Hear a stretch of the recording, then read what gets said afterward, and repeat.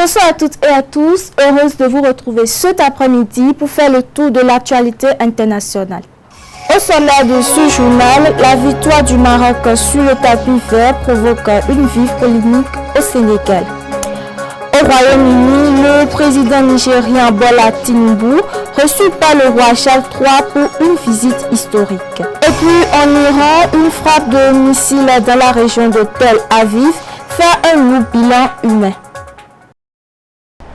Allô? Je viens juste de sortir du resto. Non mais, c'était incroyable. Le décor, les lumières, le dessert. Attends, j'ai fait de superbes photos. Faut que je te les envoie. Raccroche pas. Oui, je t'envoie les photos.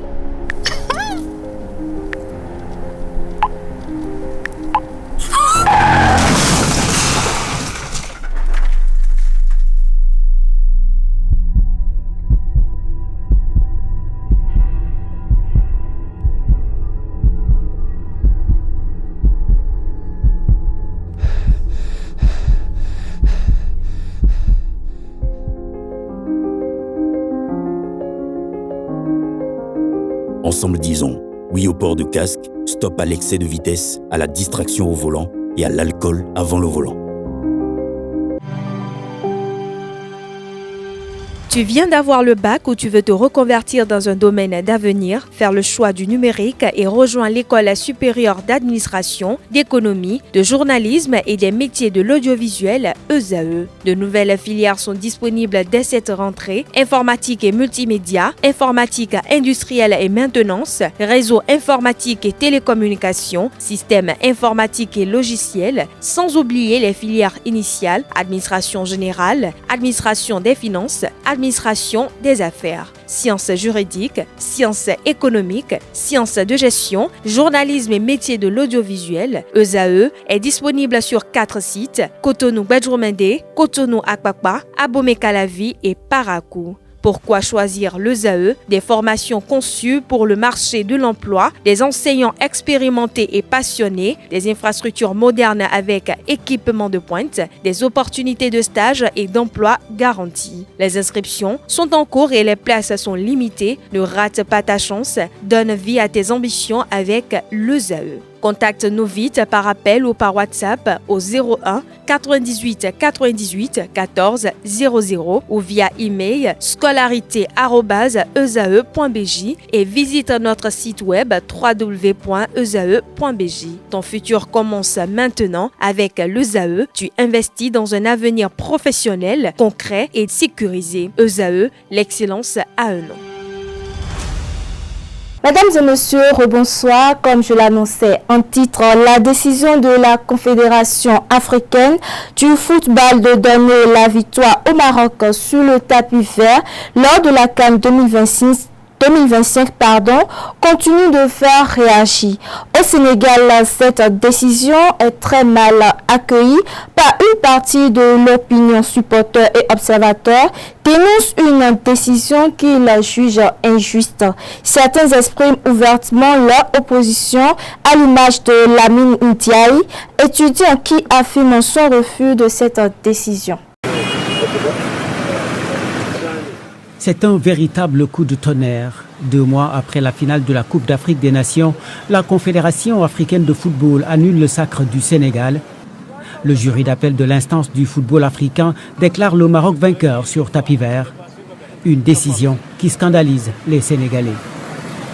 C'est une déception parce que la colère est toujours là. Parce que s'il vient aussi de nous dire que voilà, ils vont faire retirer ce que nous avons avec dignité. Donc ça aussi, en tant que Sénégalais, moi personnellement, ça me touche au profond de mon cœur. Nous le déplorons et nous disons non et nous allons refuser jusqu'à notre dernière énergie. C'est scandaleux. C'est scandaleux, c'est ce que tout le monde du sport a vraiment eu à émettre comme avis. Vraiment, c'est un scandale. Le jury d'appel de la CAF s'est appuyé sur l'article 82 et 84 du règlement de la CAN pour déclarer le Sénégal forfait et donc perdant sur le score de 3-0. Alors que le gouvernement sénégalais réclame une enquête internationale pour soupçon de corruption contre la CAF, pour cet analyste, ce verdict ternit l'image du football africain. C'est une grosse tâche, c'est une humiliation, c'est une mise à nu d'état de notre football. Et on n'avait pas besoin de ça. Déjà que la CAF avait souvent été critiquée pour ses incompétences dans les compétitions. Il y a eu des manquements et on a souvent décrié ça en voulant montrer une très belle image de notre football. Sauf que là, ça décrédibilise tout le football africain. À l'annonce du verdict de la Confédération africaine de football, la Fédération sénégalaise de football a dénoncé ce qu'elle qualifie de décision inique, sans précédent, inacceptable et qui jette le discrédit sur le football africain. Elle annonce engager une procédure pour faire appel auprès du tribunal arbitral du sport. Je suis Wahani Johnson Sambou, correspondant au Sénégal pour Afrique. Dans le même registre, la CAF a officiellement sacré le Maroc champion de la CAN en 2025 après avoir échoué le Sénégal de son titre. Cette décision, qui s'inscrit dans un contexte déjà tendu, continue d'alimenter les discussions et les interrogations dans le monde du football africain. Suivons ensemble. Soir de la victoire du Sénégal, le 18 janvier, la Fédération royale marocaine de football saisit la CAF invoquant la sortie de terrain des joueurs sénégalais et souhaite une sanction. Fin janvier, la décision tombe, mais le Maroc n'est pas satisfait et fait appel. La Fédération estime que les sanctions ne sont pas à la hauteur de la gravité des faits. Fin février, 2 responsables juridiques de la CAF sont limogés. Hier, la sanction, donc on a eu la décision donc du jury d'appel. Il faut savoir que ce jury est composé de 9 personnes avec 9 nationalités différentes. Il n'y a pas de Marocains dedans ni de Sénégalais. Le Sénégal est donc déchu de son titre au profit du Maroc, invoquant les articles 82 et 84 du règlement de la CAN. Et que disent ces articles?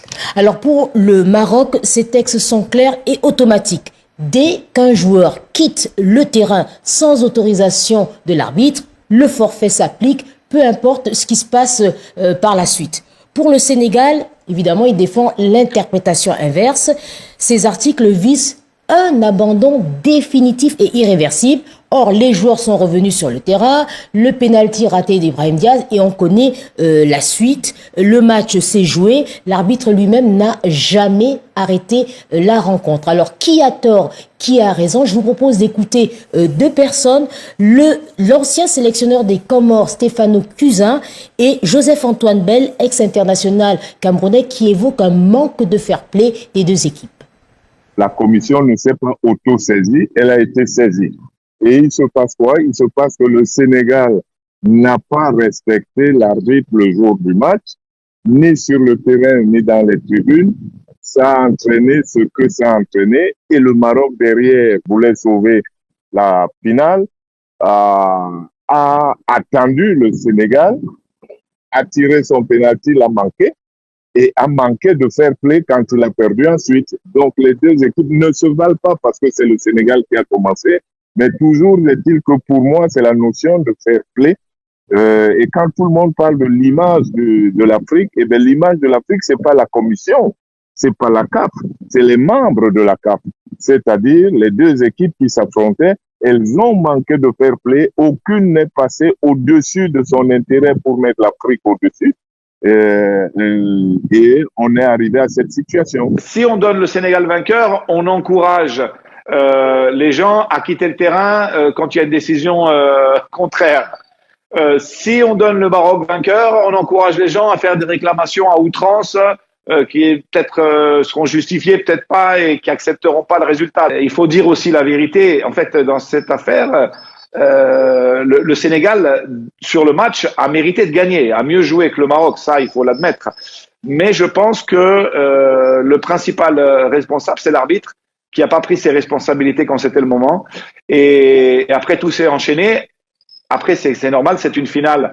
Donc, il y a une remise de prix et ça devient difficile après 2 mois de prendre une décision comme ça. Ça me semble même absurde de prendre des décisions comme ça. Il aurait peut-être valu mieux faire l'impasse.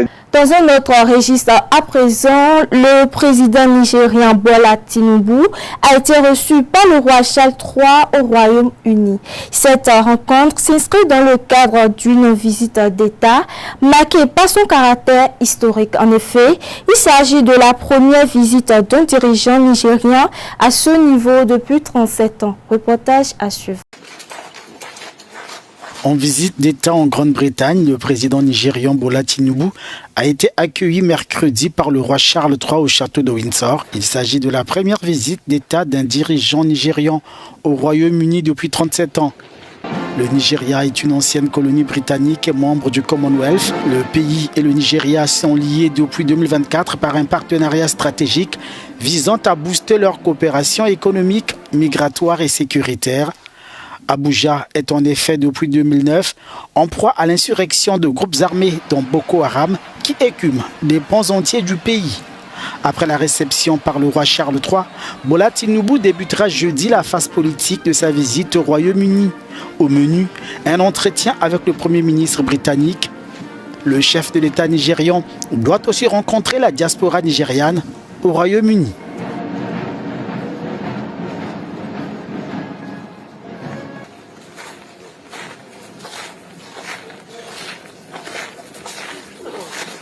La région de Tel Aviv a été touchée par une frappe de missiles iraniens. Selon les informations disponibles, un immeuble a été endommagé et plusieurs sites aux alentours ont également été touchés.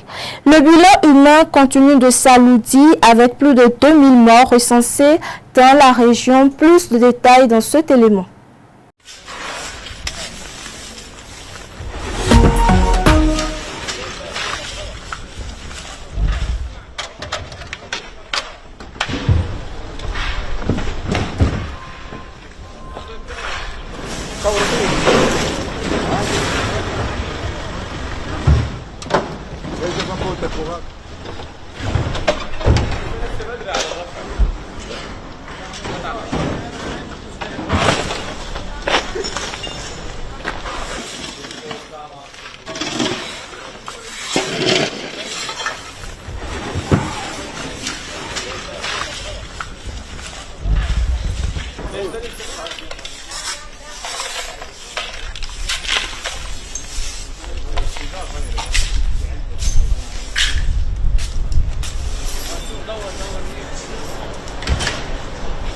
Par ailleurs, la politique de droit de douane mise en place par Donald Trump suscite des inquiétudes dans le secteur industriel américain. Cette décision entraîne une hausse des coûts d'exploitation pour plusieurs entreprises, ce qui pourrait avoir des conséquences sur leur activité.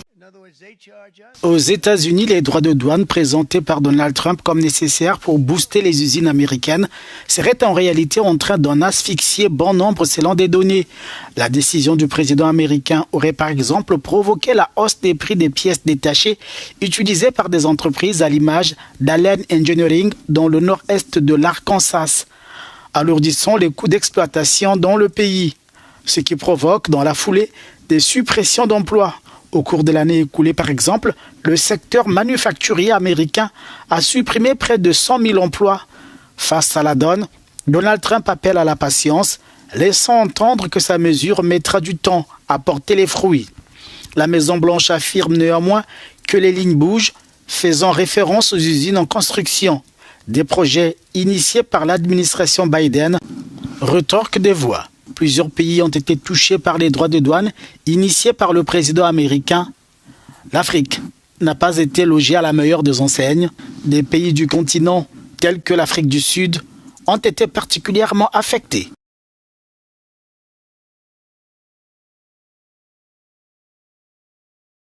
Toujours aux États-Unis, Joe Kent, proche de Donald Trump, a présenté sa démission. Cette démission intervient dans un contexte jugé fragile autour de l'ancien président, alimentant les interrogations sur la situation au sein de son entourage. Suivons ensemble. Une démission aux allures de séisme politique. Joseph Kent, directeur du contre-terrorisme américain opposé à la guerre en Iran, jette l'éponge et l'exprime sans détour dans une lettre adressée directement à Donald Trump. Je ne peux pas, en mon âme et conscience, soutenir la guerre en cours contre l'Iran. L'Iran ne représentait aucune menace imminente pour notre nation, et il est clair que nous avons commencé cette guerre sous la pression d'Israël et de son puissant lobby américain. Le président américain n'a pas tardé à réagir et balaye cette démission d'un revers de main. J'ai toujours pensé que c'était quelqu'un de bien, mais j'ai toujours pensé aussi qu'il était laxiste en matière de sécurité, très laxiste. Quand j'ai lu sa déclaration, j'ai compris que c'était une bonne chose qu'il parte. C'est pourtant la première défection au sein de l'administration Trump depuis le début de la guerre en Iran. Un nouveau revers pour le président américain qui semble empêtré dans une guerre à l'issue toujours très floue. Refus des États européens de sécuriser avec les États-Unis le détroit d'Ormuz. Attaque continue sur les pays du Golfe alliés et inconnue sur l'état de santé du nouveau guide suprême. Même si d'après cet expert, le risque de démission en cascade dans l'entourage du président reste faible. On connaît très peu les gens qui composent son entourage proche. Mis à part ceux qui prennent la lumière à travers les médias, il y a énormément de personnes quelque part hyper compétentes. C'est-à-dire des technocrates, des gens qui savent tenir les affaires gouvernementales et qui gouvernent derrière Trump. Ce que j'appelle les insiders, les gens non élus qui font l'appareil d'État MAGA, l'administration Trump, c'est des gens qu'il a choisis. C'est des gens qui ont fait la première campagne et qui ont une expérience de la défaite, qui ne veulent pas la reconnaître et qui sont en grande caractéristique 100% loyales et qui ont peut-être, et ça c'est discuté souvent, des compétences techniques fortes. Parmi les fidèles de la première heure, J.D. Vance est lui aussi sorti de son silence depuis le début de la guerre. Les États-Unis doivent éviter de reproduire les erreurs du passé, a-t-il déclaré mardi. Un message explicite qui illustre une parole de plus en plus critique ces dernières heures au sein des rangs. La ville de Karachi a été frappée par un violent orange. Selon les secours locaux, cet épisode a causé la mort d'au moins 16 personnes. Les autorités continuent d'évaluer les conséquences de cette catastrophe. Suivons ensemble.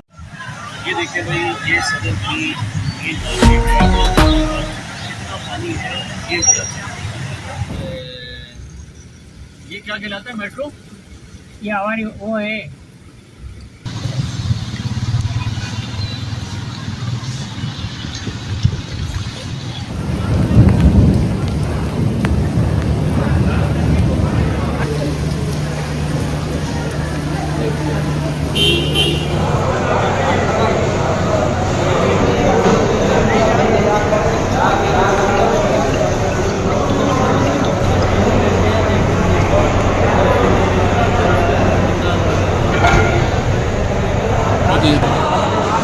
AD सब खाने जा रही है।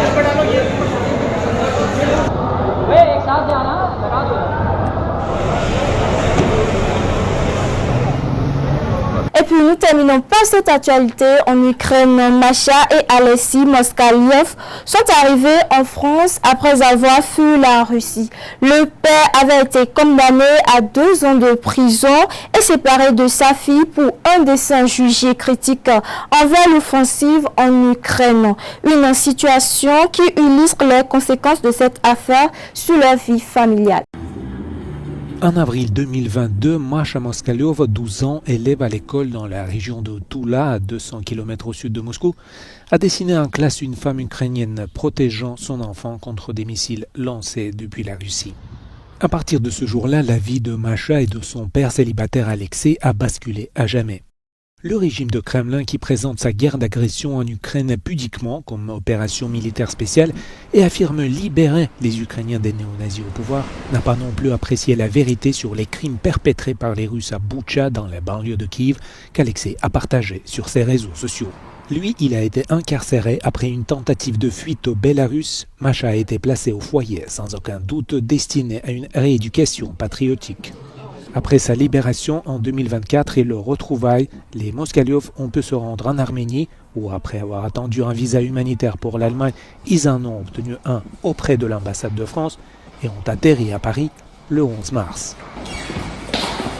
То, что сегодня происходит в путинской России, я хочу подчеркнуть, не просто в России, а именно в путинской криминальной преступной России. Такого не было даже при Советском Союзе, хотя я далеко не сторонник Советского Союза. Если бы мне сказали на тот момент, что ждет меня и моего отца в будущем, думаю, я бы все равно это нарисовала, этот рисунок. Жизнь одна. Вы знаете, находясь в колонии, в заключении, изначально я не планировал уезжать из России вообще. Но находясь в колонии, дважды приезжали сотрудники ФСБ, допрашивали меня. И в конце беседы всегда говорили, что мы тебя не оставим в покое, даже после того, как ты выйдешь на свободу. Мы будем к тебе наведываться, приходить, смотреть, осматривать твои записи в компьютере, в соцсетях, смотреть комментарии, вызывать к себе на беседы профилактические. Работы мы тебе хорошие в своем городе не дадим. Предпринимательством заняться то же самое мы тебе не дадим. То есть они дали понять, что они будут меня преследовать до конца жизни. И меня не так волновала моя судьба, как волновала, конечно, судьба дочери. Потому что ей надо докончить школу, получить образование. Я так понял, что и будущего у нее тоже здесь не будет. И я больше скажу, что если у людей есть возможность в России у кого-то уехать за границу, перевести свою семью, это нужно делать при первой возможности. И забирать детей из школ, переводить на дистанционное обучение. Потому что в российских школах нет образования. Там есть...